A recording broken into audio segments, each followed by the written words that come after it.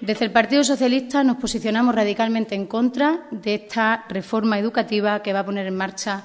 el Gobierno. Y posicionarse radicalmente en contra es coincidir con sindicatos, con docentes, con padres, con madres y con expertos en educación. Con la política educativa del PP, entre los recortes por un lado, como la reducción de las becas, la subida de tasas universitarias,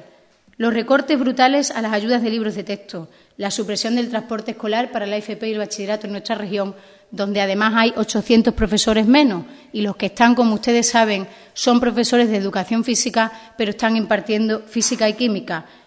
Esos recortes por un lado y la reforma ideológica que contempla esta ley por otro, devuelve la educación de este país a los años 60, segregando por sexo y por capacidades a los 15 años. En definitiva, lo que está en juego ahora mismo es el futuro de este país, pues todos los expertos dicen que es la educación una de las salidas claves de la crisis económica por la que estamos atravesando, pero parece que el Partido Popular no acaba de enterarse, o lo que es peor, no quiere enterarse y desoye no solo a expertos, sino también a ciudadanos y a la comunidad educativa que le han pedido ya desde el viernes rectificación hacia esta contrarreforma educativa que va a llevar la educación del siglo XXI